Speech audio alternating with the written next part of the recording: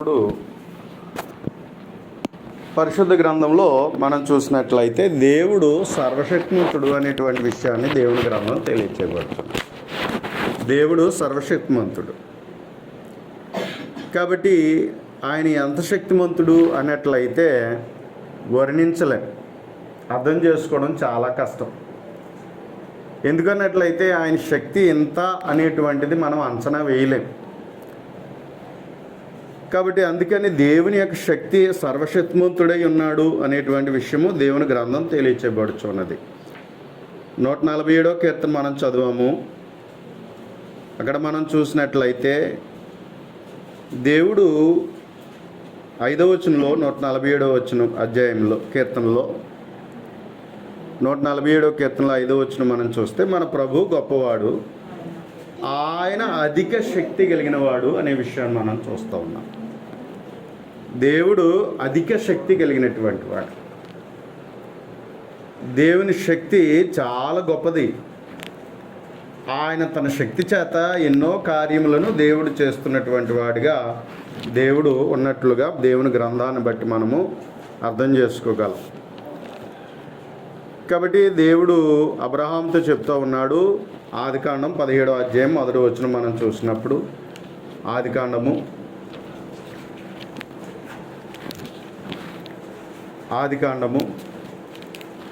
17వ అధ్యాయం 1వ వచనం మనం చూసినట్లయితే, అబ్రహాము 99 ఏండ్ల వాడైనప్పుడు యెహోవా అతనికి ప్రత్యక్షమై నేను సర్వశక్తి గల దేవుడును, నా సన్నిధిలో నడుచుచు నిందారహితుడు అయి ఉండుము అనే విషయాన్ని దేవుడు తెలియచేస్తున్నాడు. నేను సర్వశక్తి గల దేవుడును అని చెప్తున్నాడు.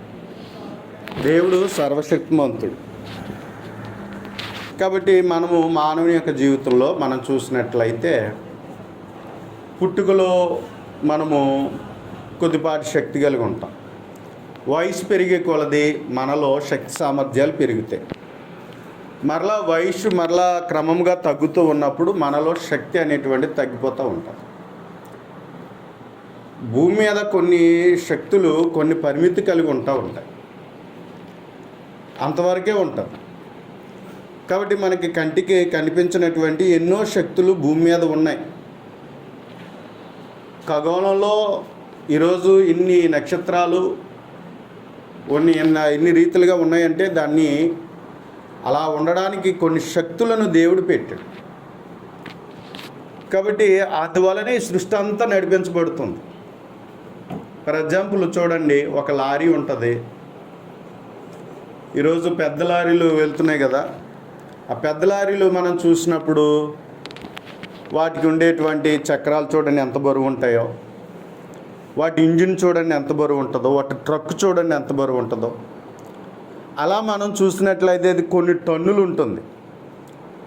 అన్ని టన్నులు మళ్ళీ అందులో దానికి తగిన బరువు వేసుకుంటుంది.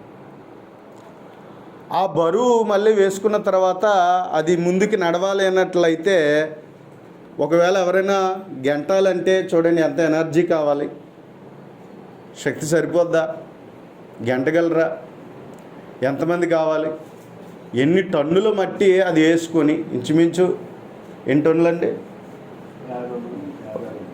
50-60 పడుతుంది. మరి 50-60 టన్నులు మట్టి లేక ఇసుక అది వేసుకున్నప్పుడు అది గెంటడానికి మనకి శక్తి సరిపోదు.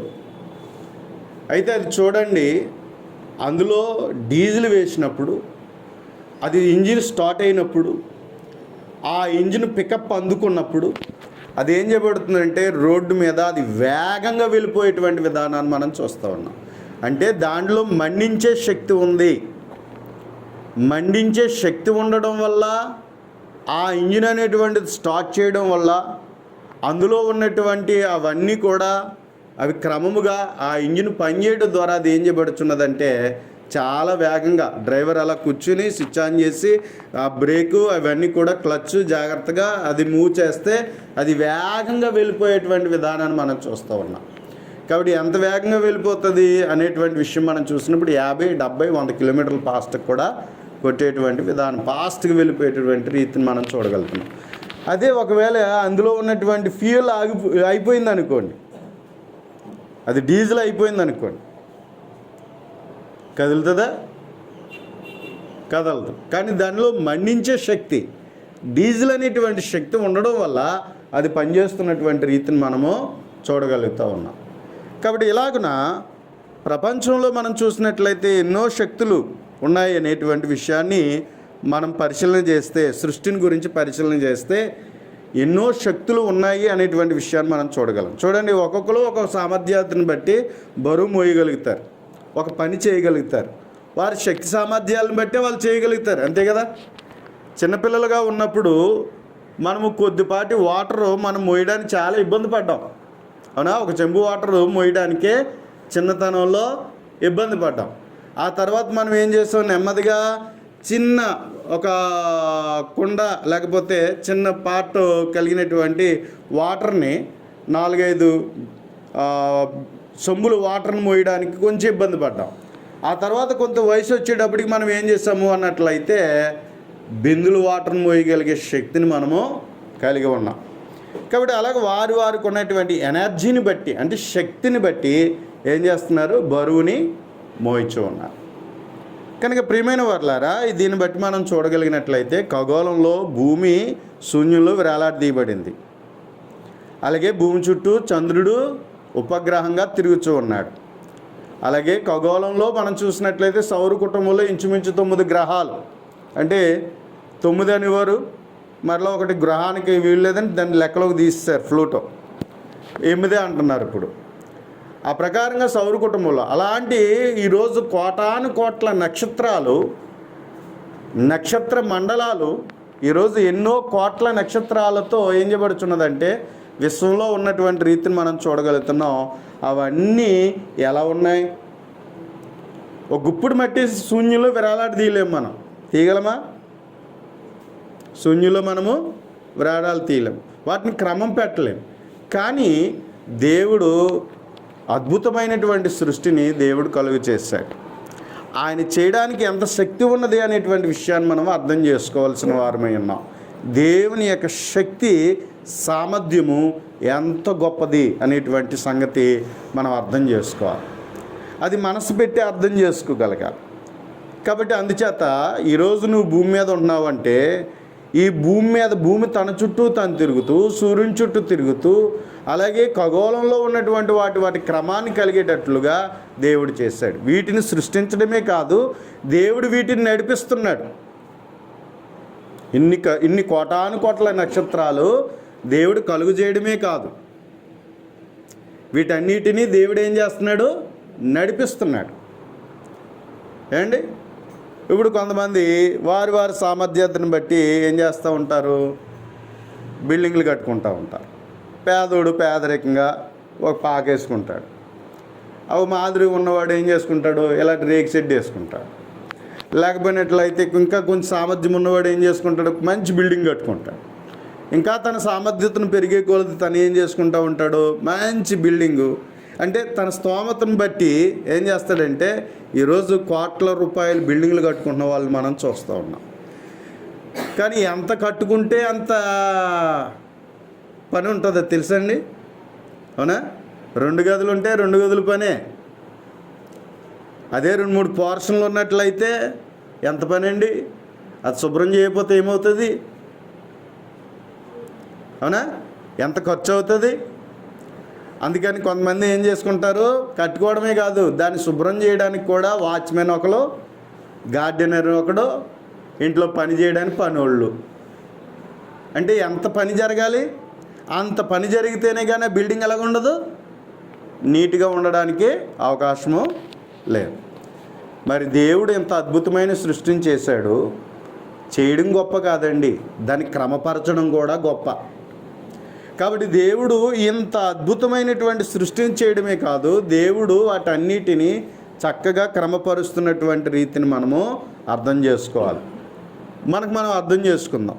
ఒక విత్తనాన్ని తీసుకుని మనం మొలకెత్తించలేం, దాన్ని ఎదిగింప చేయలేం, దాన్ని మనము ఫలాలు కాయించలేం కదా. ఏది చేయగలిగే శక్తి మనిషికి లేదు. ఉంటే అనుభవిస్తున్నామే తప్ప, దాన్ని బట్టి సంతోషిస్తున్నామే తప్ప, మనము దేనిని కూడా పుట్టించే శక్తి మనకి లేదు, ఎదిగింపజేసే శక్తి మనకి లేదు. ఇప్పుడు చూడండి, అప్పుడప్పుడు వీళ్ళు ఏం చేస్తారట, దుబాయ్లో వీళ్ళు ఎడారి ప్రాంతం కదా, వర్షాలు పడవట. అందుకని ఎప్పుడైనా ఏదైనా మేఘం పట్టినప్పుడు కృత్రిమంగా వీళ్ళు ఏం చేస్తారంటే వర్షాలు కురిపించుకుంటారట.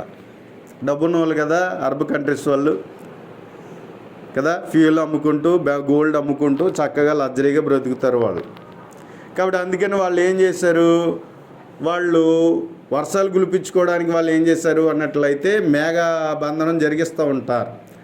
అలా జరిగించినప్పుడు ఏమవుతుంది, వాళ్ళకి ఎడారి ప్రాంతం వర్షాలు పడవు, అసలు ఉండలేము ఆ ప్రాంతంలో. కానీ ఏం చేయబడుతుంది అన్నట్లయితే అలా చేసినప్పుడు హెలికాప్టర్ల ద్వారా పైకి వెళ్ళి దానికి కావలసిన వాతావరణాన్ని సృష్టించి వర్షాన్ని కురిపిస్తారట, వాళ్ళు వర్షాన్ని కురిపించుకుంటారట. అలా జరిగినందుకు జరిగిన విపత్తి ఏంటంటే ఇప్పుడు అక్కడ వాళ్ళకి వరదలు వచ్చేసాయి. ఇప్పుడేమో వాళ్ళేమో మళ్ళీ ఏమంటున్నారు, అబ్బాయి మేము అలా చేయలేదండి, ఏదో వచ్చేసి మాకు తెలియదండి అంటున్నారు. మళ్ళీ ఇప్పుడు చూస్తే అక్కడ ఉన్నటువంటి పరిస్థితి ఏంటంటే గల్ఫ్ కంట్రీస్లో దుబాయ్ ప్రాంతంలో మొత్తం ముంచెత్తిపోతున్నటువంటి కార్లు సహితం కొట్టుకుపోయే వర్షాలు పడుతున్నాయి అక్కడ. కాబట్టి మనిషి తన శక్తి సామర్థ్యాలు కొంతవరకు అండి అన్నీ చేయలేడు. ఒకవేళ చేసినా దేవుడు చేసినట్లుగా చేయలేడు, దేవుడు చేసినట్లుగా చేయలేడు. అంచేత మనిషికి ఉన్న శక్తి సామర్థ్యము కొంతవరకే, కానీ దేవుని యొక్క శక్తి సామర్థ్యాలు చాలా గొప్పవి. అంచేత దేవుడు ఏమై ఉన్నాడు అన్నట్లయితే సర్వశక్తిమంతుడు, ఆయన సృష్టించేవాడు, ఆయన నడిపించేటువంటి వాడిగా దేవుడు ఉన్నాడు.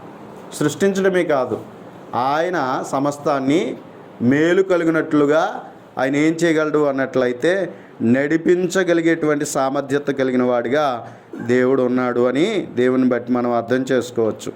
పరిశుద్ధ గ్రంథంలో మనం చూసినట్లయితే 104వ కీర్తనను మనం చూడగలిగినప్పుడు 104వ కీర్తనను మనం చూసినట్లయితే కీర్తన గ్రంథము 104వ కీర్తనను మనం చూద్దాం.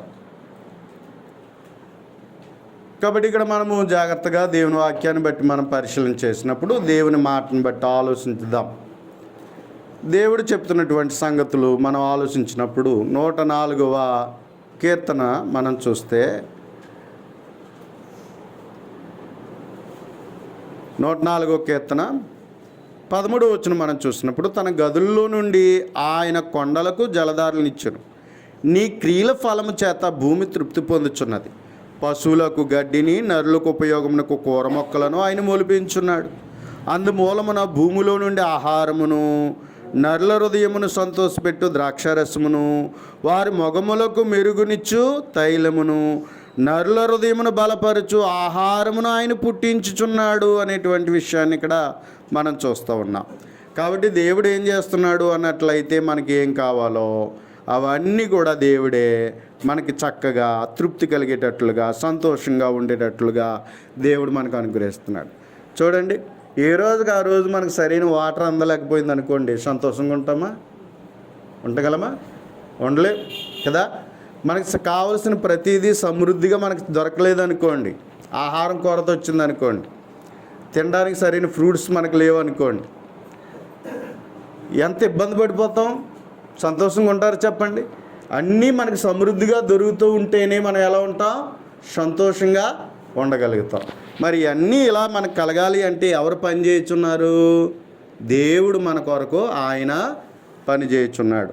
అంచేత ఏమంటున్నాడో చూడండి, 24వ వచనం, యెహోవా నీ కార్యములు ఎన్నెన్ని విధములుగా ఉన్నవి, జ్ఞానము చేతను వాటన్నిటిని నిర్మించితివి, నువ్వు కలుగు చేసిన వాటితో భూమి నిండి ఉన్నది అనే విషయాన్ని తెలియచేస్తున్నాడు. యెహోవా నీ కార్యములు ఎన్నెన్ని విధములుగా ఉన్నవి. ఎన్నని చెప్పగలవు? ఎన్ని లెక్క పెట్టగలవు? దేవుడు చేసే కార్యాలు లెక్క పెట్టడం అసాధ్యం. కాబట్టి మన కొరకు దేవుడు చేసే ప్రతి పనిని మనం ఆలోచన చేస్తే ఆయన శక్తితో, ఆయన జ్ఞానంతో మనకేం చేస్తున్నాడు అన్నట్లయితే ఆయన పని చేయుచున్నాడు. అంచేత యెహోవా నీ కార్యములు ఎన్నెన్ని విధములుగా ఉన్నవి, జ్ఞానము చేతని వాటన్నిటిని నిర్మించితివి, నువ్వు కలుగు చేసిన వాటితో భూమి నిండి ఉన్నది అనేటువంటి విషయాన్ని తెలియచేస్తున్నాడు. కాబట్టి దేవుడు అలా మన కొరకు ఆయన ఏం చేస్తున్నాడో పని చేయుచున్నాడు. నీకు తెలుసో తెలీదో, దేవుడు పని చేయుచున్నాడు కాబట్టే నువ్వు ఈ విధంగా భూమి మీద హాయిగా ఉన్నావు. దేవుడు పని చేయకపోతే భూమి మీద నీకు సుఖమైన జీవన విధానం లేదు, నీకు మేలు కలిగే పరిస్థితి లేదు. కాబట్టి ఒక తల్లిగా ఒక తండ్రిగా నీ పిల్లల కొరకు నువ్వు రోజంతా ఎలా కష్టపడుతున్నావో దేవుడు కూడా అలాగే కష్టపడుతున్నాడు. కాబట్టి ఇదిగో ఒకవేళ మనం ఏం చేస్తాం, కొద్దిపాటి రెస్ట్ అవసరం మనకి, అవునా? కష్టపడి మనం 8 గంటలన్నా శరీరానికి రెస్ట్ ఇవ్వాలి. శరీరానికి ఏం చేయాలి? మనము రెస్ట్ ఇవ్వాలి. రెస్ట్ ఇవ్వకపోతే ఈ శరీరానికి అనారోగ్యాలు వచ్చేస్తాయి. అందుకని ఈ శరీరానికి ఏం చేయాలి? మనము రెస్ట్ ఇవ్వాలి. ఖచ్చితంగా 8 గంటలు నిద్రపోవాలి. కాబట్టి అందుకని దేవుడు మనకి ఏం చేశాడు అన్నట్లయితే రాత్రి పగళ్ళు ఉండేటట్లుగా దేవుడు మనకు కలుగు చేశాడు. కాబట్టి దేవుడు కలుగు చేసి దేవుడు మన భూమి మీద మనం జీవించేటట్లుగా దేవుడు ఏం చేస్తున్నాడు మనకి అన్నట్లయితే ఆయన పని చేస్తున్నాడు. నీ పిల్లల కొరకు నువ్వు ఎలాగైతే వారికి ఏది అవసరమో, వారి ఎలాగ ఆహారం అవసరమో, బట్టలు అవసరమో, వారి భవిష్యత్తు కోసం నువ్వు ఎలా ఆలోచన చేస్తున్నావో దేవుడు కూడా నీ కొరకు అలాగే ఆలోచన చేస్తూ నీ కొరకు నా కొరకు ఆయన ఏం చేస్తున్నాడు? పని చేస్తున్నాడు. కాబట్టి అందుకని కీర్తన గ్రంథంలో 121వ కీర్తన మనం చదువుతున్నప్పుడు 121వ కీర్తనలో ఇశ్రాయేలును కాపాడువాడు కునకడు నిద్రపోడు అన్నాడు. ఇశ్రాయేలును కాపాడువాడు కొనకడు నిద్రపోడు అనేటువంటి విషయాన్ని దేవుడు తెలియచేస్తున్నాడు. కాబట్టి ఇదిగో దేవుడు మనల్ని కాపాడడానికి ఏ లోటు లేకుండా, ఏ ఇబ్బంది లేకుండా నువ్వు సుఖంగా, సంతోషంగా, ఆనందంగా ఉండేటట్లుగా దేవుడు నీ కొరకు నా కొరకు ఆయన పని చేయుచున్నాడు. ఆయన నిద్రపోక పని చేయుచున్నాడు. మన కోసం ఆయన పని చేయుచున్నాడు అనేటువంటి విషయాన్ని దేవుని గ్రంథం తెలియచేస్తుంది. కాబట్టి దేవుడు సృష్టిని కలుగు చేసి ఆయన భూమి మీద ఎక్కడో పరలోకంలో హాయిగా లేడండి. దేవుడు హాయిగా లేడు. నువ్వు బాగుండాలని, నీ క్షేమం కోరి, నీకెప్పుడు సుఖంగా ఉండాలని, నీకేది అవసరమో భూమి మీద ఉన్న ప్రతి మనిషి కొరకు దేవుడు ఏం చేస్తున్నాడంటే ప్రతి దినము ఆయన కష్టపడుతున్నాడు. ఆయన పని చేస్తున్నాడు కాబట్టి నువ్వు నేను చక్కగా సుఖంగా ఉన్నాం. లేకపోతే ఏ ఒక్క విషయంలో ఆయన నిర్లక్ష్యం చేస్తే నువ్వేమైపోతావు, మనం ఏమైపోతాం. అందుకని దేవుడు ఏం చేస్తున్నాడు అన్నట్లయితే ఆయన పనులు మనం చూసినప్పుడు ఏ కాలంలో ఆ కాలము చూడండి ఎన్ని పనులు జరుగుతున్నాయో. భూమి మీద మనకు ఋతువులు జరుగుతూ ఉన్నాయి, అలాగే కాలాలు జరుగుతూ ఉన్నాయి. ప్రతి కాలంలో సీజనల్ ఫుడ్స్ దొరుకుతాయి మనకి, అవునా? సీజనల్ ఫుడ్స్ దొరుకుతాయి. ఏ సీజన్కి ఆ సీజను. మామిడికాయలు ఇప్పుడే కాస్తాయి కదా, అవునా? ఇప్పుడు సీజను. అలాగే ఈ సీజన్లో కాసేటువంటి ఫ్రూట్స్, అలాగే వర్షాకాలం వస్తే వర్షాకాలంలో పండేటువంటివి ఉంటాయి, అవునా? అలాగే మనం చూసినట్లయితే వేసవికాలంకి వస్తే వేసవికాలంలో, అలాగే శీతాకాలంలో శీతాకాలం. ఏ కాలానికి ఆ కాలము తగినట్లుగా దేవుడు ఏం చేస్తున్నాడంటే ఆయన మన కొరకు పని చేస్తున్నాడు. ఆయన చేతి పని, ఆయన కలుగు చేసిన పని, ఆయన కలుగు చేశాడు, నడిపిస్తున్నాడు. కాబట్టి నిన్ను నన్ను చక్కగా ఆయన పోషిస్తున్నాడు. కాబట్టి ఏ ఇబ్బంది లేకుండా దేవుడు మనల్ని పోషించి మనల్ని నడిపించాలని దేవుడు కోరుతూ ఉన్నాడు. అయితే ప్రియమైన వారలారా, ఇంతలాగా దేవుడు కష్టపడి మనకేం చేశాడు అన్నట్లయితే ఆయన తన పని చేస్తూ ఉన్నట్లుగా మనం గమనించగలుగుతూ ఉన్నాం. అలాగే 92వ కీర్తన మనం చూడగలిగినప్పుడు 92వ కీర్తన మనం చూస్తే 92వ కీర్తన 4వ వచనం మనం చూసినట్లయితే, ఎందుకనగా యెహోవా నీ కార్యము చేత నీవు నన్ను సంతోషపరుచుచున్నావు, నీ చేతి పనులను బట్టి నేను ఉత్సాహించుచున్నాను. యెహోవా నీ కార్యములు ఎంత దొడ్డవి, నీ ఆలోచనలు అతి గంభీరములు. పశుప్రాయులు వాటిని గ్రహింపరు, అవివేకులు వివేచింపరు అనేటువంటి విషయాన్ని తెలియచేస్తూ ఉన్నాడు. ఎందుకనగా యెహోవా నీ కార్యము చేత నీవు నన్ను సంతోషపరుచున్నావు. ఏమండి, ఒక బిడ్డను పెంచడం ఎంత కష్టం, పిల్లల్ని పెంచడం ఎంత కష్టం అండి, అవునా? కష్టమా సులభమా? పిల్లల్ని పెంచడం ఏమైనా సులభమా చెప్పండి? పిల్లల్ని పెంచడం సులభమా చెప్పండి? ఎంత కష్టపడాలి, అవునా? ఎంత కష్టపడాలి? పిల్లలు సుఖంగా ఉండాలని, వాళ్ళు సుఖపడాలని తల్లిదండ్రులకు ఏం చేస్తారండి? కష్టపడతారు, అవునా? వాళ్ళు చెమటోర్చి, అవునా, ఎంత ఇబ్బంది పడి ఎన్ని విధాలుగా వారి కొరకు శ్రమించి పిల్లల భవిష్యత్తు కోసం ఏం చేస్తారు అన్నట్లయితే ప్రియమైనటువంటి దేవుని వారు కష్టపడతారు. అలాగే దేవుడు కూడా మన కొరకు ఆయన ఏం చేస్తున్నాడంటే పని చేయుచున్నాడు. నీ కార్యము చేత నువ్వు నన్ను సంతోషపరుచుచున్నావు, నీ చేతి మొరలను బట్టి నేను ఉత్సహించుచున్నాను అని చెప్తున్నాడు. కాబట్టి దేవుడు మన కొరకు ఎన్నో పనులు ఆయన చేస్తూ ఉన్నాడు, రోజు పని చేస్తున్నాడు. ఆయన కొనకక నిద్రపోక పని చేస్తున్నాడు. అది ఎవ్వరూ మనం చేయలేం, మన శక్తి సరిపోదు, అసలు మన శక్తి సరిపోదు ఎవ్వరము కూడా. ఒకవేళ మనంతట మనమే ఒకవేళ ఇవన్నీ కలుగు చేసుకోవాలని దేవుడు మనకే అప్పచెప్పితే అస్సలు మనకేం అసలు మనం సరిపోం అసలు. ఎందుకన్నట్లయితే గాలిని అలా మనం ఉత్పత్తి చేయగలం. కృత్రిమంగా గాలి తయారు చేసుకుంటున్నాం, ఏసీలో చక్కగా ఉంటున్నాం, కానీ ఏసీ అనేటువంటిది ఆరోగ్యానికి కారణం కాదు. కాబట్టి దానివల్ల మనం ఏం కోల్పోతున్నాము అన్నట్లయితే వ్యాధి నిరోధక శక్తిని కోల్పోతున్నాం మనకు తెలియకుండా. కానీ త్వరగా జబ్బులమయమైపోతాం మనం. అందుకని అది కొంతవరకే పరిమితిలోనే మనం ఉండాలి తప్ప కొంతమంది ఏం చేస్తూ ఉంటారు అన్నట్లయితే దాన్ని పూర్తిగా ఏం చేస్తారు, 24 గంటలు కారులోకి వెళ్తే ఏసీ, ఇంట్లో ఉంటే ఏసీ, ఆఫీస్లో ఉంటే ఏసీ, ఇలా మొత్తం ఇలా అలవాటు చేసుకుంటే మొత్తం ఏమైపోతారు. ప్రకృతి నుంచి వచ్చే గాలి ఆరోగ్యదాయకమండి. దేవుడు చక్కటి గాలి మనకి ఇచ్చాడు. మనం పీల్చే గాలిలో ఇంత చక్కటి వాతావరణాన్ని దేవుడు కలుగు చేసి చక్కగా పెట్టాడు. ఎందుకు అన్నట్లయితే కొన్ని మిశ్రమాల కారకం. అదే చూడండి, ఇదే ఆక్సిజన్ హాస్పిటల్లో కొనుక్కోలంగా ఉండే ఎంత అవుద్ది?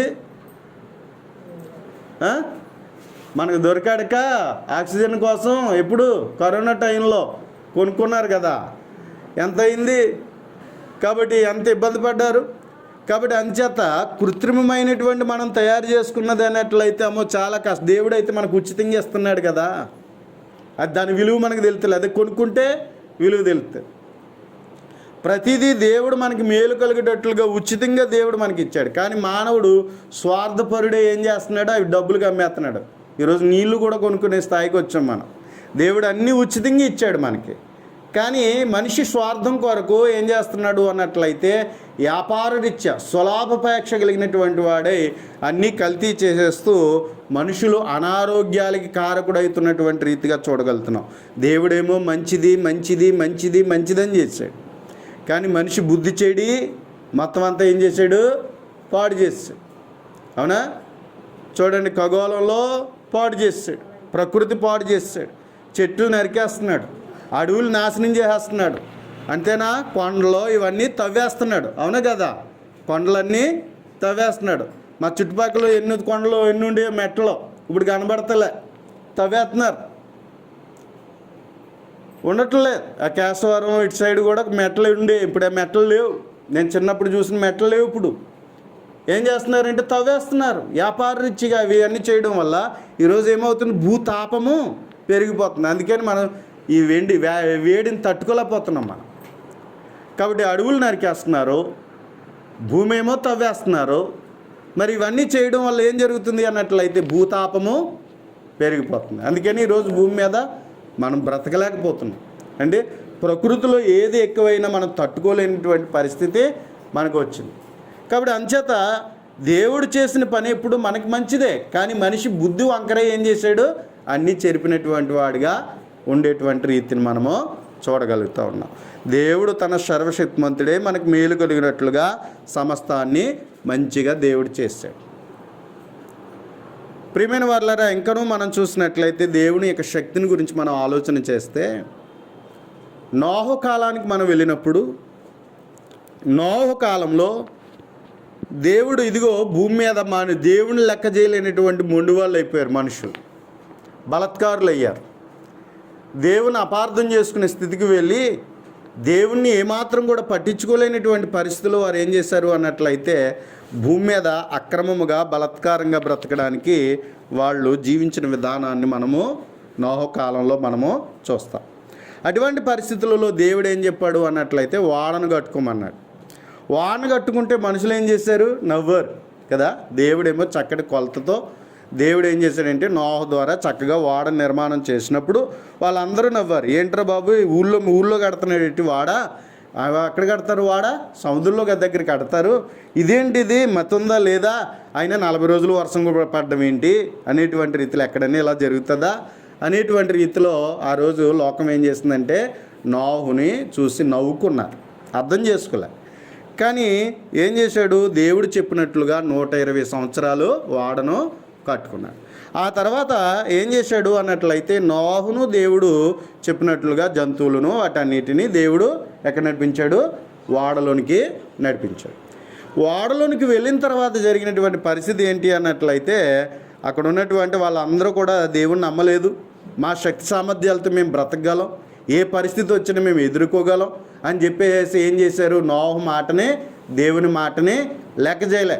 కానీ అలాంటి మొండుతనం వహించినటువంటి వారు దేవుడు చెప్పినట్లుగా 40 రోజులు భూమి మీద ప్రచండమైన వర్షాన్ని కురిపించి ఆ దేవుడు మొత్తం పర్వతాలు మునిగిపోయినంతగా విస్తారమైన వర్షము, ఆ గొప్ప జలప్రలయం రప్పించినప్పుడు మనుషులందరూ ఏమయ్యారు, నాశనము అయిపోయారు. మరలా దేవుడు ఏం చేశాడు అన్నట్లయితే నోహు కుటుంబాన్ని మరలా వెలుపుకి రప్పించి మరలా దేవుడు ఏం చేశాడు, మరలా విస్తారమైన జనముగా దేవుడు ఆస్వాదించాడు. కాబట్టి దేవుడు శక్తిమంతుడు. దేవుని శక్తికి ఎవ్వరము కూడా అంచనా వేయలేము. కాబట్టి దేవుని శక్తి సామర్థ్యాలు చాలా గొప్పవి. అందుకని దేవుడు ఏమై ఉన్నాడు అన్నట్లయితే ఆయన సర్వశక్తిమంతుడై ఉన్నాడు అనేటువంటి విషయాన్ని దేవుని గ్రంథం మనకు తెలియపరచబడుచున్నది. కనుక ప్రియమైన వాళ్ళరా, ఆ తర్వాత మనం చూసినట్లయితే అబ్రహాము దగ్గరికి వస్తే, అబ్రహాము విషయంలో మనం చూసినప్పుడు అబ్రహాముకు వయసు పెరుగుతుంది కానీ పిల్లలు పుట్టడం లేదు కదా. అబ్రహాంకి వయసు పెరుగుతుంది కానీ పిల్లలు పుట్టడం లేదు. దేవుడు ఏమన్నాడు, నీకు కుమారుని సంతానాన్ని ఇస్తానన్నాడు. ఎలా ఇస్తానని చెప్పాడు, ఇదిగో చూడు, ఆకాశం వైపు చూడు, నక్షత్రాలు ఎలా ఉన్నాయో అలా నీకు సంతానాన్ని ఇస్తానన్నాడు. అలాగే ఇస్కరేణువులు లెక్కబెట్టు భూమి మీద, అలాగే నేను ఏం చేస్తానంటే నీ కుమారుని నీ సంతానాన్ని అలా చేస్తానని దేవుడు చెప్పాడు. ఈ యొక్క అబ్రహాం చూస్తే ముసలివాడు, 100 ఏళ్ళు వచ్చేసాయి. షారా గర్భము ఉడికిపోయింది, అంటే స్త్రీ ధర్మాన్ని కోల్పోయింది. అయితే దేవుడు ఏమంటున్నాడు అన్నట్లయితే నీకు సంతానాన్ని ఇస్తానని దేవుడు చెప్తున్నాడు. అయితే తన ఇంటికి వచ్చినప్పుడు ఆతిథ్యం ఇచ్చినప్పుడు, ఇదిగో ఈ రాగల టయానికి, ఇదిగో నీవు ఈ కాలానికి నువ్వు కుమారుని కలిగి ఉంటావని చెప్పినప్పుడు ఈ యొక్క సారా ఏం చేస్తుందంటే ముసిముసి నవ్వుకుంటుంది. నా యజమాని చూస్తే ముసలోడు, నేను చూస్తేనేమో ఏమైంది, శక్తిని కోల్పోయాను, ఇదేంటి నాకు అవడం ఏంటి, ఇదేమి ఇడ్డోరం అని అనుకొని తనలో తాను ఏం చేసుకుంటుంది అన్నట్లయితే నవ్వుకుంటుంది. అలా నవ్వుకుంటున్నప్పుడు జరిగినటువంటి పరిస్థితి ఏంటి అన్నట్లయితే ప్రియమైన వారలారా, దేవుడు అంటూ ఉన్నాడు. ఆదికాండము 18వ అధ్యాయం మనం చూసినట్లయితే, ఆదికాండము 18వ అధ్యాయం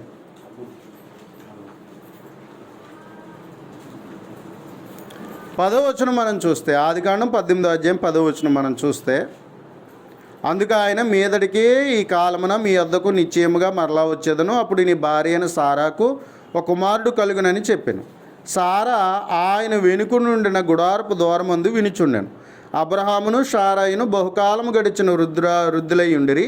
స్త్రీ ధర్మము షారాకు నిలిచిపోయిన గనుక సారా నేను బలము ఉడిగిన దానినైన తర్వాత నాకు సుఖము కలుగున, నా యజమానుడు వృద్ధుడై ఉన్నాడు కదా అని తనలో తను నవ్వుకొనెను. అంతటా యెహోవా అబ్రాముతో, వృద్ధురాలైన నేను నిశ్చయముగా ప్రసవించదునని సారా నవ్వనేలా, యెహోవాకు అసాధ్యమైనది ఏదైనా ఉన్నదా, మీదటికి కాలమున నిర్ణయ కాలమందు నీ వద్దకు తిరిగి వచ్చేదను, అప్పుడు సారాకు కుమారుడు కలుగును అని చెప్పి. సారా నవ్వుతూ ఉంది. దేవుడు అంటూ ఉన్నాడు, యెహోవాకు అసాధ్యమైనది కలదా. కాబట్టి దేవునికి సమస్తము సాధ్యం. కాబట్టి దేవుడు సర్వశక్తిమంతుడు. కాబట్టి ఇదిగో అబ్రహాముకు వాగ్దానం చేసిన ప్రకారముగా దేవుడు ఏం చేశాడు అంటే సాధ్యము కాని సమయంలో సాధ్యము చేసినటువంటి వాడిగా దేవుడు తన యొక్క కార్యాన్ని మనం చూడగలుగుతూ ఉన్నాం. కాబట్టి దేవుని కార్యములు చాలా దొడ్డవి, ఆయన ఖచ్చితంగా చేయగల సమర్థుడై ఉన్నటువంటి వాడు. కాబట్టి అదే విధముగా మనము చూసినట్లయితే ఇశ్రాయేలు ప్రజలు ఐగుప్తు దాస్యంలో బానిసలై ఉండిపోయారు. 430 సంవత్సరాలు బానిసలుగా బ్రతికారు. వాళ్ళకి సైన్యం లేదు, వాళ్ళకంటే ఏం లేదు. బానిసలండి, కొడితే పడేవాళ్ళే తప్ప వాళ్ళంతటా వాళ్ళు బ్రతికే పరిస్థితులు వాళ్ళకి లేవు. కాబట్టి అలాంటి బలహీనమైన స్థితిలో వాళ్ళు ఏం చేయబడుతున్నారంటే అనగొట్టబడుతున్నారు, వారు త్రొక్కువేయబడుతున్నారు. అలాంటి పరిస్థితులలో దేవుడు ఏం చేశాడు అన్నట్లయితే 10 అద్భుతాలు చేశాడు. ఇశ్రాయేలు మధ్య 10 అద్భుతాలు. వాళ్ళు ఎవరు? అగ్రరాజ్యం ఈజిప్ట్ అనేట్లయితే ప్రపంచంలోనే ఆనాడు మొట్టమొదటిగా అగ్రరాజ్యముగా నాగరికత విలసిల్లినటువంటి రాజ్యముగా ఈజిప్ట్ చరిత్రను మనం చూడగలుగుతాం. ఎందుకంటే ఇప్పటికీ మమ్మీస్ అనేటువంటి వాళ్ళ కట్టడాలు ఇప్పటికీ ఉన్నాయి. కాబట్టి వాటన్నిటిలో ఎంతో విడ్డూరముగా ఇప్పటికీ ప్రజలు చూస్తున్నటువంటి విషయాలు మనం చూస్తూ ఉన్నాం. మరి అలాంటి గొప్ప రాజ్యముగా ఉన్నటువంటి ఈజిప్టును దేవుడు ఏం చేశాడు? 10 అద్భుతాల చేత దేవుడు నాశనం చేశాడు. దేవుడు నాశనం చేసి దేవుడు వాళ్ళని విడిపించడానికి దేవుడు ఏం చేశాడు? ఎర్ర సముద్రమును పాయలుగా చేశాడు. ఎర్ర సముద్రమును పాయలుగా చేశాడు. ఎర్ర సముద్రమును పాయలుగా చేసి రాత్రికే దేవుడు ఆరిని నేలగా చేశాడు. ఏమండి, వర్షం పడితేనే ఆరడానికి ఎన్ని రోజులు పడుతుంది? కానీ దేవుడు ఏం చేశాడు? బాగా సముద్రం అంటేనే ఎంతలా ఉంటుంది, అలాంటి సముద్రాన్ని 2 పాయలుగా చేసి మరలా దేవుడు ఏం చేశాడు అన్నట్లయితే ఆరిని నేలగా చేశాడు. రాత్రికి ఆరిని నేలగా మారిపోయిందంటే దేవుడు ఎంత శక్తిని ఆయన చేశాడో చూడండి. దేవుని కార్యాలు ఎంత గొప్పగా ఉంటాయో ఆలోచించి. కాబట్టి దేవుడు మనసుపై ఆయన చేయాలే కానీ ఆయనకి అసాధ్యమైంది ఏది కూడా లేదు. ఇశ్రాయేలు ప్రజలందరూ వెళ్ళిపోయారు. ఎక్కడికి వెళ్ళారు? ఐగుప్తు దేశంలో నుండి వాళ్ళు కనాన్ దేశానికి ప్రయాణం చేస్తున్నారు. ప్రయాణం చేసినప్పుడు ఎలాంటి దేశం బట్ట? గాఢాంధకారం కలిగిన దేశం, ఎడారి కలిగిన దేశం, విత్తనాలు వేయి తగిన దేశం. అలాంటి దేశంలో ఆహారం దొరకనటువంటి దేశంలో దేవుడు 40 సంవత్సరాలు దేవుడు వారిని పోషించాడు. వాళ్ళు చెప్పులు అరిగిపోలేదట, వాళ్ళు వేసుకున్న వస్త్రాలు మాసిపోలేదట. ఏమండి, దేవుడేమో ప్రతిదినము ఆహారాన్ని ఆకాశం నుండి కురిపిస్తున్నాడు. ఏమండి, దేవుడు ఎలా పోషించాడు అనేటువంటిది మనం చూస్తే ఆయన శక్తిని మనం అర్థం చేసుకోవచ్చు. కాబట్టి దేవుడు ఇశ్రాయేలు ప్రజలతో ఉండి ఇదిగో పగటి వేళ ఎండ దెబ్బ తగలకుండా, ఎందుకంటే ఎడారి ప్రాంతం, ఆ ఎడారిలో ఎండ దెబ్బ తగలకున్నట్లుగా దేవుడు వారికి మేఘస్తంభాన్ని పంపించాడు. మరలా రాత్రులు వాళ్ళకి విపరీతమైన చలి పుడుతుంది, తాపకరమైన పాములు ఇవన్నీ ఉంటాయి. అందుకని దేవుడు ఏం చేశాడు? అగ్నిస్తంభముగా ఉన్నాడు. ఇలాగ దేవుడు వాళ్ళని కాపాడుతూ దేవుడు ఏం చేశాడంటే కనాన్ దేశానికి నడిపించాడు. దేవుడు కనాన్ దేశాన్ని ఇచ్చాడు. శక్తివంతమైన ప్రజలుగా దేవుడు వారిని తీర్చిదిద్దాడు. కానీ ఎప్పుడు వారు దేవునితో ఉన్నారో బలమైన ప్రజలయ్యారు. ఎప్పుడైతే వాళ్ళు దేవునికి దూరం అయ్యారో బలహీనమైన ప్రజలైపోయారు. దేవునితో ఉన్నప్పుడు వాళ్ళు ఎప్పుడు కూడా బలవంతులుగా ఉన్నారు. దేవునికి ఎప్పుడైతే దూరం అయిపోయారో వాళ్ళు బానిసలు అయిపోయారు. ఇది మనం పాత నిబంధనలో చూడవలసిన విషయాలు. దేవుడు ఎన్నెన్నో గొప్ప కార్యాలు చేశాడు. మనకి ఎన్నో సాక్ష్యాలు ఉన్నాయి. ఆయన ఎంత శక్తిమంతుడు అనేటువంటి విషయాలు మనకి గొప్పగా మనము అర్థం చేసుకోవచ్చు. అలాగే ప్రభు అయిన యేసుక్రీస్తు ఈ లోకానికి వచ్చాడు.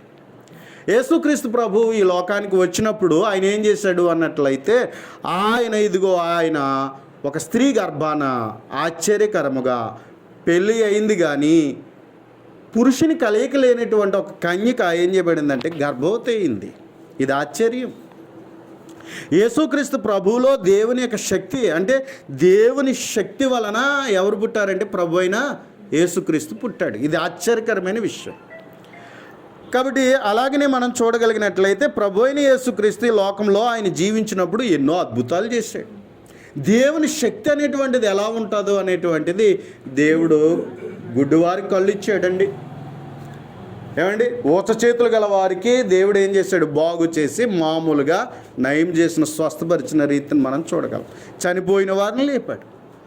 కాబట్టి ఇలాగున దేవుడు చేసిన గొప్ప అద్భుత కార్యాలు. ఏమండి, పెండ్లు విందుకు వెళితే నీళ్లు ముంచుకుని వెళ్ళండి అని చెప్పినప్పుడు ఆ నీళ్ళు ఎలా మారిపోయినాయి అన్నట్లయితే ద్రాక్షారసంగా, మధురమైన ద్రాక్షారసంగా మారిపోయినటువంటి పరిస్థితిని చూస్తాం. ఇలాంటి కార్యాలు ఎన్నెన్నో ప్రభు అయిన యేసుక్రీస్తు చేశాడు. కాబట్టి దేవుని కుమారుడుగా తాను రుజువు చేసుకున్నాడు. దేవుని శక్తిని ఆయన కనుపరిచాడు. కాబట్టి ఇదిగో దెయ్యాలు ఆయన చూసి విలవల్లాడిపోయాయి. భయపడిపోయి ఏవయ్యా మమ్మల్ని నాశనం చేయడానికి వచ్చావా అనేటువంటి రీతిలో యేసు ప్రభుని అడిగినప్పుడు ఆయన గద్దిస్తే ఆయన్ని విలవెల్లాడి ఆయన్ను ఇదిగో దెయ్యం పట్టిన వారిలో నుండి వెడలిపోయినటువంటి దెయ్యాలను మనం చూడగలం. కానీ ఇవన్నీ అలాగే ప్రభు అయిన యేసుక్రీస్తు ఈ లోకానికి మానవుడిగా వచ్చాడు. మన పాపముల నిమిత్తము ఆయన లోకమునకు మానవుడిగా వచ్చాడు. ఇదిగో మన పాప క్షమాపణ నిమిత్తమే యేసుక్రీస్తు ప్రభు ఏం చేయబడ్డాడు అన్నట్లయితే మన కోసం ఆయన తను అప్పగించుకున్నాడు అనే విషయాన్ని చూస్తున్నాం. యేసుక్రీస్తు ప్రభు ఇదిగో నడినెత్తి మొదలుకునే అరికాల వరకు ఆయన గాయపరచబడ్డాడు. ఇదిగో ఆయన మేకుల చేత ఆయన వేలాడదీయబడ్డాడు. మ్రానున కాళ్ళలో చేతులలో పొడవబడినటువంటి వాడే ఆయన వేలాడదీయబడిన వాడికి మనం చూడగలుగుతున్నాం. కాబట్టి ఆయన చనిపోయిన వాడికి మనం చూడగలుగుతున్నాం.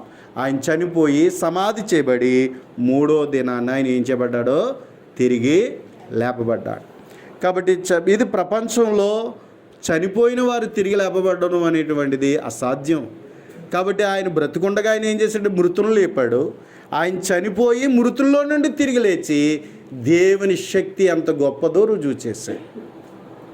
కాబట్టి ప్రియమైన వారులారా, ఆ విధంగా యేసుక్రీస్తునందు మనం ఏం చూస్తున్నామంటే దేవుని యొక్క సర్వ శక్తిని మనము గమనించగలుగుతూ ఉన్నాం. అంచేత ఎఫెసీయులకు రాసిన పత్రికలో మనం చూడగలిగినట్లయితే, ఎఫెసీయులకు రాసిన పత్రిక 1వ అధ్యాయం మనం చూడగలిగినప్పుడు, ఎఫెసీయులకు రాసిన పత్రిక 1వ అధ్యాయం మనం చూస్తే 17వ వచనం నుండి మనం చూడగలిగినట్లయితే, మరియు మీ మనోనేత్రము వెలిగింపబడినందున ఆయన మిమ్మల్ని పిలిచిన వాని పిలుపు వలనైనా నిరీక్షణ ఎట్టుదో, పరిశుద్ధులలో ఆయన స్వాస్థ్యం యొక్క మహిమైశ్వర్యం ఎట్టుదో, ఆయన క్రీస్తునందు వినియోగపరిచిన బలాత్సయమును బట్టి విశ్వసించు మనయందు ఆయన చూపుచున్న తన శక్తి యొక్క అపరిమితమైన మహత్యం ఎట్టుదో మీరు తెలుసుకున్న వల్లని మన ప్రభు అయిన యేసుక్రీస్తు యొక్క దేవుడు అయిన మహిమాస్వరూపియగు తండ్రి తన్ను తెలుసుకునేటి యందు మీకు జ్ఞానమును ప్రత్యక్షతను మనసు అనుగ్రహించినట్లు నేను నా ప్రార్థన యందు మిమ్మల్ని వచ్చి విజ్ఞాపన చేయుచున్నాను అని చెప్తా ఉన్నాడు. కనుక ప్రియమైన వారులారా, ఇక్కడ ఏమని చెప్తున్నాడు అన్నట్లయితే అపరిమితమైన తన శక్తి యేసుక్రీస్తునందు ఆయన ఏం చేశాడంటే వినియోగించాడు. ఏం చేశాడు? మృతుల్లో నుండి ఆయనను లేపాడు. కాబట్టి ఆయన లేచి లోకానికి ఏం చెప్తున్నాడు అన్నట్లయితే మృతులైన వారందరూ తిరిగి లేపడతారు. తల్లి గర్భములో ఒక బిడ్డ ఎలా తయారవుతారో ఎవరికైనా తెలుసండి? తెలుసా? పోనీ అలాగే ఎవరైనా చేయగలరా? చిన్న అణువుగా ప్రారంభమైన మనం కంటికి కనిపించినటువంటి చిన్నగా అమ్మ కడుపులో తయారవి నెల నెల మనలో ఏం జరుగుతున్నదంటే రూపాన్ని ఏర్పరుచుకుని మనం భూమి మీదకి వస్తున్నాం. ఎన్ని నరాలు కండరాలు ఏమండి ఇవన్నీ మనం చూసినట్లయితే ఎంత శక్తి! ఒక గుండు కొట్టుకోవడానికి ఎంత శక్తో కావాలి, కన్ను చూడడానికి దానికి ఎంత శక్తి కావాలి, అవయవాలలో మనకి ప్రవహించేటువంటి రక్తాన్ని ప్రవహింపజేయడానికి ఎంత శక్తి కావాలి. దీని అంతటినీ ఇలాగ రూపించి తయారు చేసి నిర్మించిన వాడు ఎవరు అన్నట్లయితే దేవుడు. కాబట్టి నిన్ను నన్ను అలా కలుగు చేశాడు. కాబట్టి నీలో ప్రతి అవయవము లోపలున్న అంతరాయాలు అవన్నీ పనిచేస్తున్నాయి. కాబట్టి నేను బ్రతుకుతున్నాను. చూడండి, మనలో ఉన్నటువంటి అవయవాలు చచ్చుబడిపోతే మనం బ్రతకగలమా? మనం బ్రతకలేం. వాటి పని అవి చేయాలి. అలా చేయనట్లుగా దేవుడు చేశాడు. కాబట్టి ఇదే మనం ఒక ట్రీట్మెంట్ చేయించుకోవాలంటే ఎంత అవుతుంది? ఎంత అడుగుతున్నారు? లక్షలు అడుగుతున్నారు డాక్టర్లు హాస్పిటల్లో. కానీ దేవుడు నిన్ను రూపించి ప్రతి పని చక్కగా జరిగేటట్లుగా చూడండి. జీర్ణశక్తి సరిగ్గా జీర్ణం అవ్వకపోతే మనకి ఇబ్బందే. మనం త్రాగే నీళ్ళు సరిగ్గా ఫిల్టర్ అవ్వకపోతే ఇబ్బందే. మనం తినే ఆహారం సరిగ్గా జీర్ణమయ్యి మరలా మనం అన్నీ సక్రమంగా పనిచేయాలి. అన్నీ సక్రమంగా పనిచేయాలి. ఏది సరిగ్గా పని చేయకపోయినా భూమి మీద మనం బతకలేం. కాబట్టి దేవుడు మనల్ని ఇలాగ దేవుడు కలుగు చేశాడు, మనల్ని నడిపిస్తున్నాడు, ఇవన్నీ చేస్తున్నాడు. ఆయన శక్తి ద్వారానే, ఆయన చేస్తున్న పని ద్వారానే, ఆయన కార్యాల ద్వారానే నువ్వు నేను బ్రతుకుతున్నావు. కాబట్టి ఇదిగో యేసుక్రీస్తు ద్వారా దేవుడు మరలా నిన్ను నన్ను పాపముల చేత చచ్చిన నిన్ను నన్ను బాగు చేసుకోవడానికి యేసుక్రీస్తు అనే సువార్త ద్వారా తన శక్తినిచ్చాడు. సువార్త దేవుని యొక్క శక్తి అన్నాడు. సువార్త దేవుని యొక్క శక్తి. కాబట్టి అందుకని ఏమన్నాడు? కొరింథీయులకు రాసిన మొదటి పత్రిక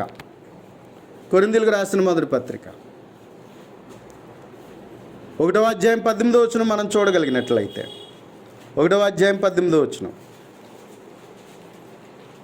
సిలువను గూర్చిన వార్త నశించున్న వారికి వెర్రితనం, కానీ రక్షింపబడుచున్న మనకు దేవుని శక్తి అన్నాడు. దేవుడెవరు?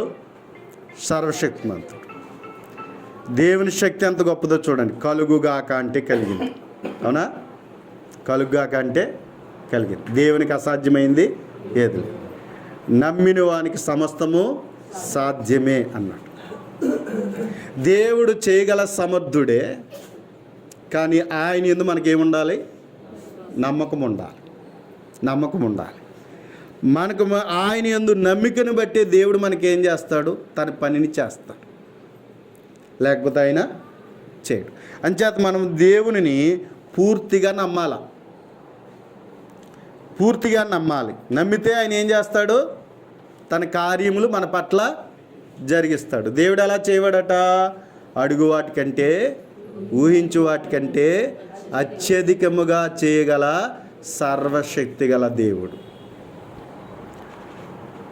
దేవుడు మనం అడుగు వాటికంటే, ఊహించు వాటికంటే అత్యధిక, మనమేమో కొంతవరకు అడుగుతాం. దేవుడు మనకి ఎంతవరకు అవసరమో దేవునికి తెలుసు. దేవుని శక్తి సామర్థ్యాలు చాలా గొప్పవండి. యోసేపు దగ్గరికి రండి. యోసేపు ఎంతటి వాడు? బానిసగా అమ్మివేయబడిన వాడిని దేవుడు ఎక్కడ కూర్చోబెట్టాడు? ఫరో యొక్క ఫరోగా కూర్చుండబెట్టినవాడు. ఎస్తేరు ఎంతటి స్త్రీ? ఒక బానిస స్త్రీని తీసుకువెళ్ళి రాణిగా కూర్చోబెట్టాడు.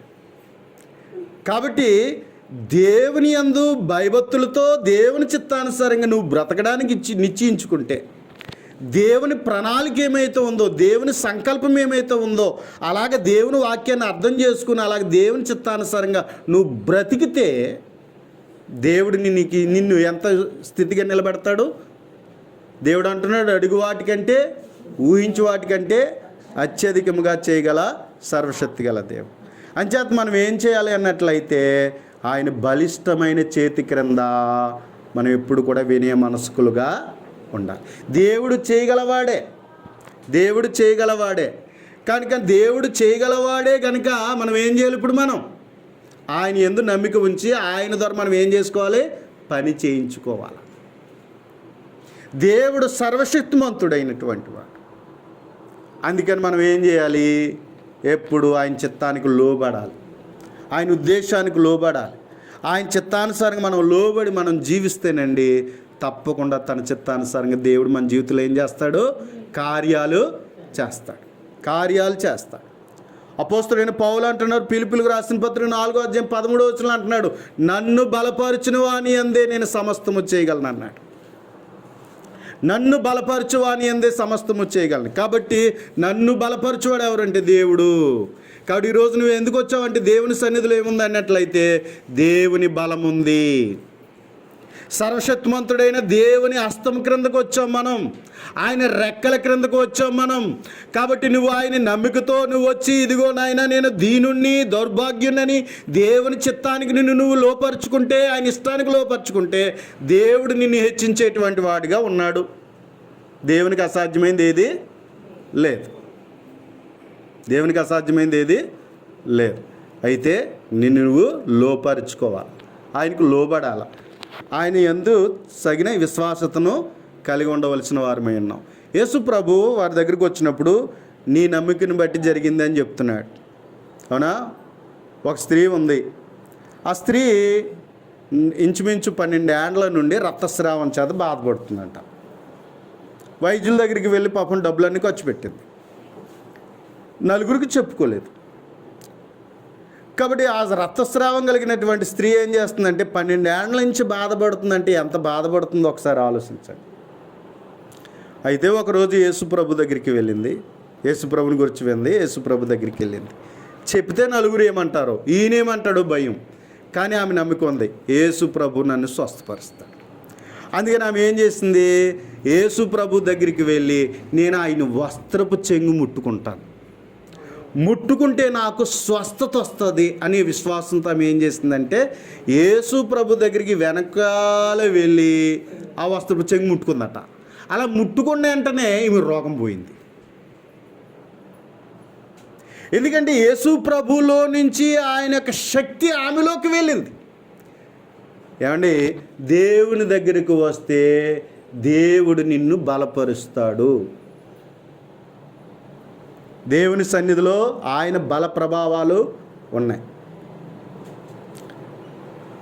మనం ఎక్కడికి వచ్చాము? దేవుని యొక్క బలం.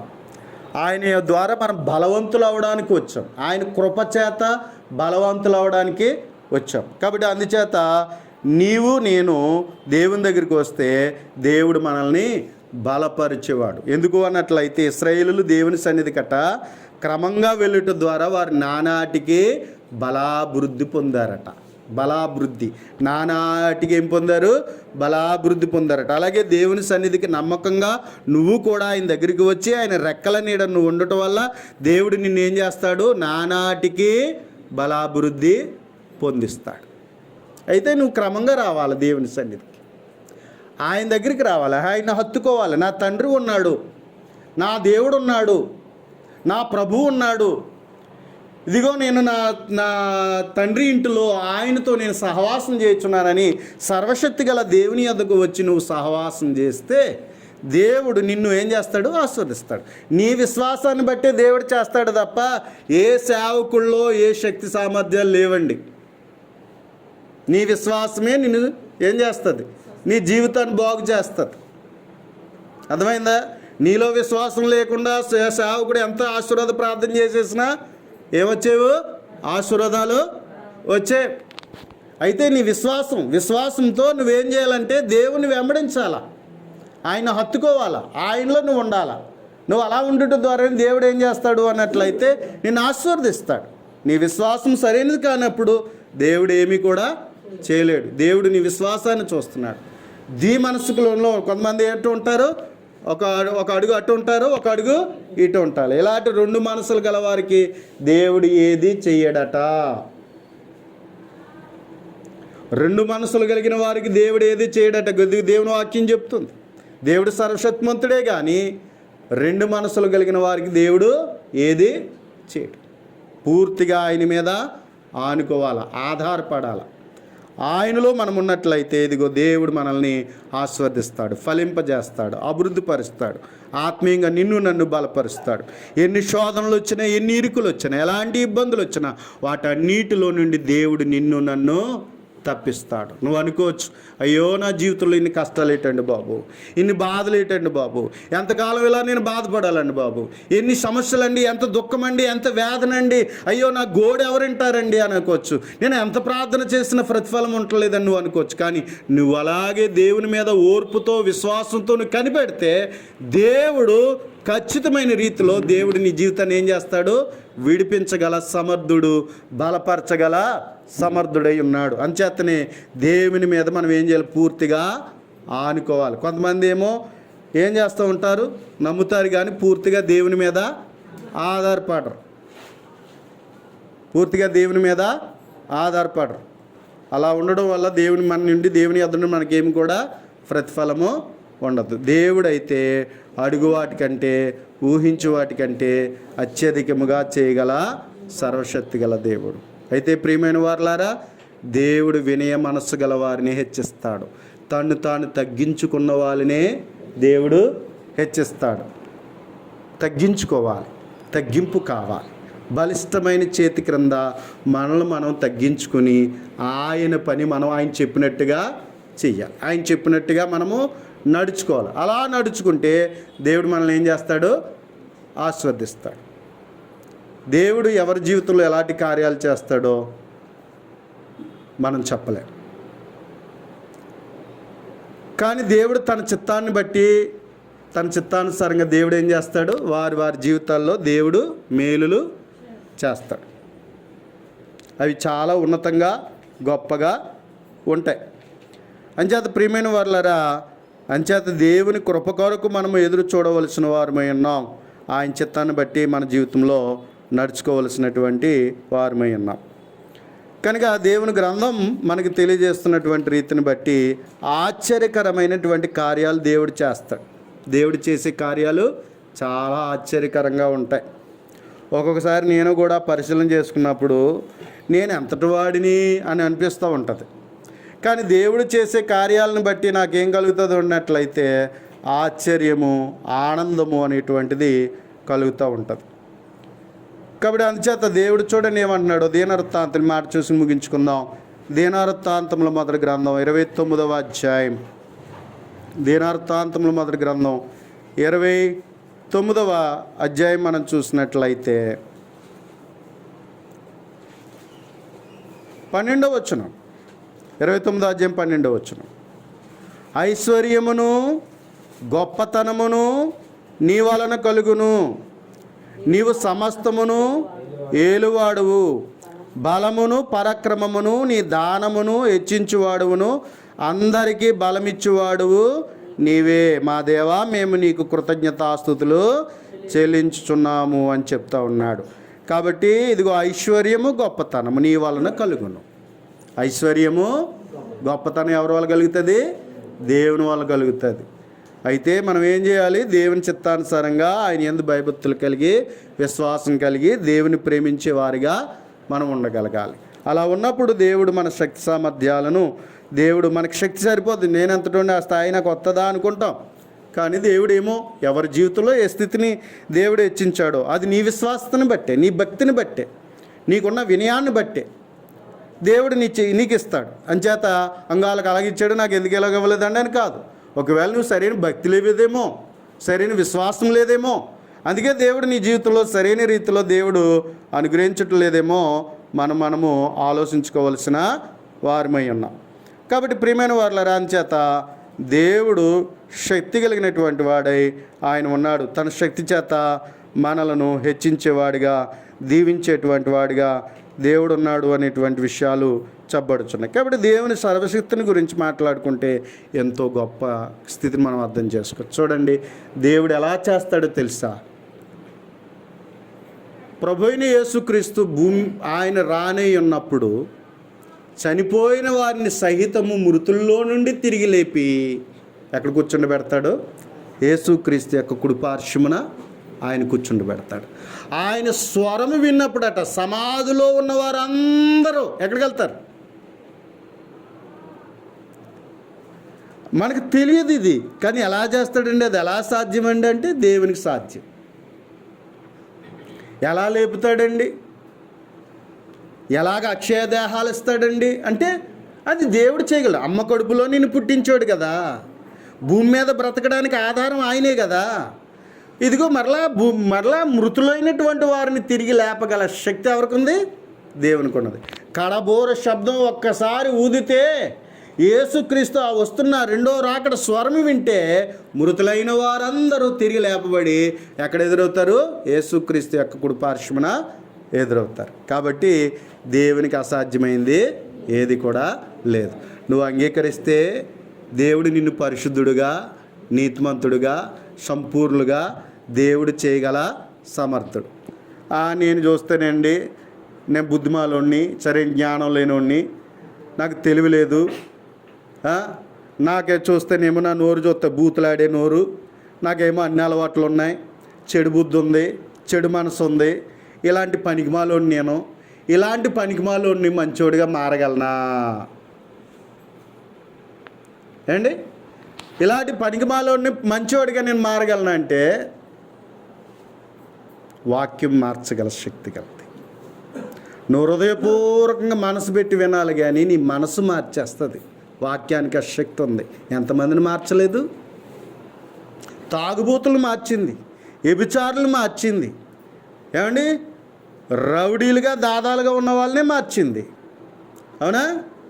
మూర్ఖుల్ని మార్చింది, ఏమండి పనికిమాలోళ్ళందరినీ పనికొచ్చేటట్లుగా దేవుని వాక్యం మార్చింది. దేవుని వాక్యం శక్తి గలది. అది వాక్యాన్ని హృదయపూర్వకంగా అంగీకరిస్తే, అలా దేవుని వాక్యాన్ని నమ్మితే ఎంతటి వ్యక్తినైనా మార్చి, ఏమండి పాడైపోయిన బ్రతుకులో నుంచి, ముద్దైపోయిన బ్రతుకులో నుంచి ఫలభరితమైన ఆశీర్వాదకరమైన జీవితాన్ని దేవుడు అనుగ్రహించగల సమర్థుడు. అంచేత దేవునికి అసాధ్యమైనది ఏది లేదు. ఎందుకంటే దేవుడు సర్వశక్తి మంతుడు. నువ్వు నమ్మాలి, కానీ అనేకమైన ఆశ్చర్యకరమైన కార్యాలు దేవుడు నీలో నాలో దేవుడు చేస్తాడు. అందుకనే దేవునికి ఎదుట విధేయులుగా బ్రతకండి, ఆయన చిత్తానికి లోపరుచుకోండి. కాబట్టి అందుచేత అడుగు వాటికంటే ఊహించు వాటికంటే అత్యధికముగా చేయగల సర్వశక్తిమంతుడుగా ఆయన ఉన్నాడు. అలాగా ఆయనకు లోపరుచుకుందాం, కృతజ్ఞులమై ఉందాం. శ్రద్ధ మీ అందరికీ హృదయపూర్వక వందనాలు.